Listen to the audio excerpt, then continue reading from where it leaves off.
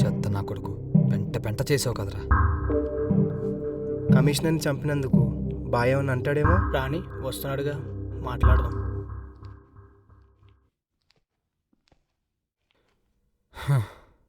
నీకేమైందిరా? ఎందుకు ఇలా చేసావు? అది తప్ప మనకు వేరే మార్గం లేదు బాయ్, అందుకే వాడు అలా చేశాడు. వేరే మార్గం లేకపోతే చంపాడుగానా? మరేం చేయమంటావు నువ్వు చెప్పు బాయ్. వాడు పోలీస్ డిపార్ట్మెంట్ రా, వాడు మనల్ని వదలడు. పోలీస్ డిపార్ట్మెంట్ అయితే భయపడాలా? ఇప్పుడున్న మన పరిస్థితుల్లో భయపడాలి. ఇంకా ఎన్ని రోజులను దాక్కుంటాం బాయ్? వాడికి భయపడి దాక్కోవడం కన్నా చావడం మంచిది.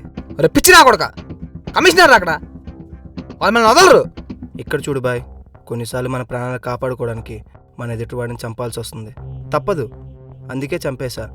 లేదంటే మనం చచ్చిపోతాం. అర్థమవుతుందా? వాడు చెప్పేది కూడా నిజమే కదా బాయ్.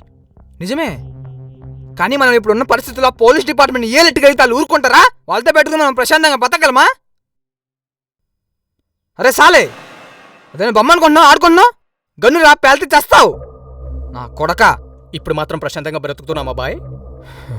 అలా కాదు, నేను చెప్పేది వినండి. ముందు నేను చెప్పేది విను. నాకు తెలిసింది నేను చేశా. లేదంటే చెప్పు, వెళ్ళి పోలీసుకు లొంగిపోతా. చేసిందంతా చేసి లొంగిపోతాడంట, లొంగిపోతాడు. అన్నీ మూసుకుని కూర్చో. ఇప్పుడు నువ్వు వెళ్ళి లొంగిపోతే అంతా అయిపోతుంది అనుకుంటున్నావా? అయితే ఇప్పుడు ఏం చేద్దామంటా బాయ్?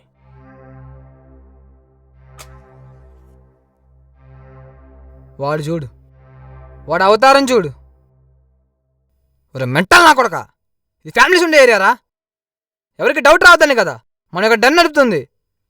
వీడు వాడు కలిసి మన ప్లేస్ని పబ్లిక్ చేద్దాం అనుకుంటున్నారు. ఇప్పుడు వాళ్ళ గురించి వదిలే బాయ్, మనమేం చేద్దాం చెప్పు? చేసేదేముంది?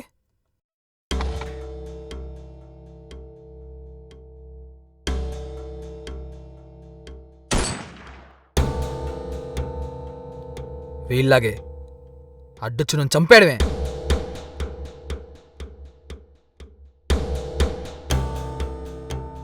అయిందేదో అయింది, ఇక్కడి నుంచి జాగ్రత్తగా ఉందాం.